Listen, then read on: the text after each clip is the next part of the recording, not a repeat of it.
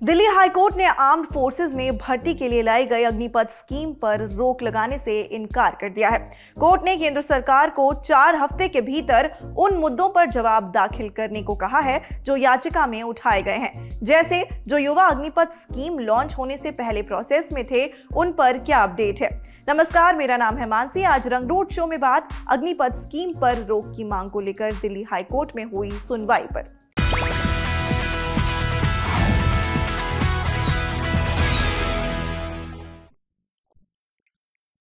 जब जॉब चाहिए सरकारी तो इंडिया करे अड्डा 24/7 पे तैयारी। अड्डा 24/7 India number 1 government job preparation app.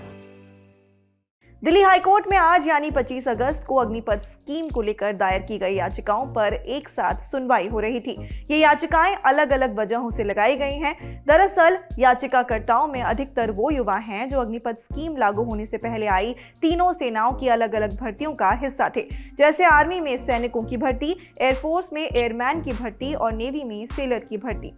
ये भर्तियां पहले कोरोना की वजह से और फिर बाद में अग्निपथ स्कीम लागू होने की वजह से बीच में ही अटकी रह गई, यानी पूरी नहीं हो पाई। ऐसे में इन अभ्यर्थियों ने कोर्ट का रुख किया। अग्निपथ योजना के खिलाफ केरल, पंजाब, हरियाणा, पटना और उत्तराखंड हाईकोर्ट में याचिकाएं दायर की गई थी, जिसके बाद सुप्रीम कोर्ट ने सारे मामलों को दिल्ली हाईकोर्ट ट्रांसफर कर दिया था। अग्निपथ के खिलाफ दायर याचिकाओं के मामले में मुख्य न्यायाधीश सतीश चंद्र शर्मा और न्यायमूर्ति सुब्रमण्यम प्रसाद की साझा बेंच ने सुनवाई की। अग्निपथ योजना के तहत युवाओं को सेना में 4 साल के लिए भर्ती किए जाने का प्रावधान है। एक याचिकाकर्ता अमित कुमार ने सशस्त्र बलों की शॉर्ट टर्म भर्ती करने वाली अग्निपथ योजना को रद्द करने की मांग की। साथ ही अमित ने उन उम्मीदवारों के चयन को रद्द न करने की भी मांग की जिन्हें 2019 में भारतीय वायुसेना के लिए पहले ही भर्ती की मंजूरी दे दी गई थी। अमित कुमार ने अपनी याचिका में कहा, अग्निपथ योजना लागू करने योग्य नहीं है क्योंकि ये सेना अधिनियम 1950 की धारा 193A का उल्लंघन करती है, क्योंकि इसे संसद के किसी भी सदन के समक्ष पेश नहीं किया गया है। केंद्र और उसके तहत सभी अधिकारियों को उन सभी उम्मीदवारों को साक्षात्कार पत्र और चयन पत्र जारी करने का निर्देश देना चाहिए जिन्हें पहले सेना, नौसेना और वायुसेना में प्रवेश के लिए चयन प्रक्रिया को मंजूरी दे दी गई थी। कोर्ट ने केंद्र सरकार से हर केस पर अलग अलग जवाब पूरी डिटेल के साथ फाइल करने को कहा है। मामले की अगली सुनवाई 19 अक्टूबर को होगी। ये तो बात हुई कोर्ट में हुई सुनवाई और उसकी अपडेट पर। अब बात अग्निपथ स्कीम की। शुरू से शुरू करते हैं। 14 जून 2022 को रक्षा मंत्री राजनाथ सिंह ने एक प्रेस कॉन्फ्रेंस की जिसमें अग्निपथ स्कीम का आधिकारिक ऐलान किया गया। भारतीय सेनाओं को विश्व की बेहतरीन सेना बनाने के लिए उस दृष्टि से आज कैबिनेट कमेटी ऑन सिक्योरिटी ने भी एक ऐतिहासिक फैसला किया है। आज का अग्निपथ नामक एक ट्रांसफॉर्मेटिव योजना हम ला रहे हैं जो हमारी आर्म्ड फोर्सेस में ट्रांसफॉर्मेटिव चेंजेज लाकर उन्हें फुली मॉडर्न और वेल इक्विप्ड बनाएगी।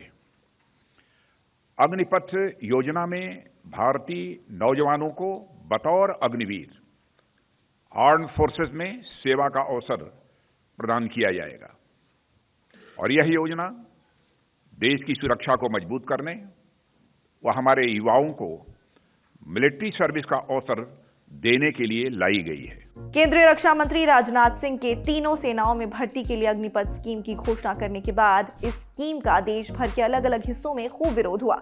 कई राज्यों में इसने हिंसक रूप भी ले लिया।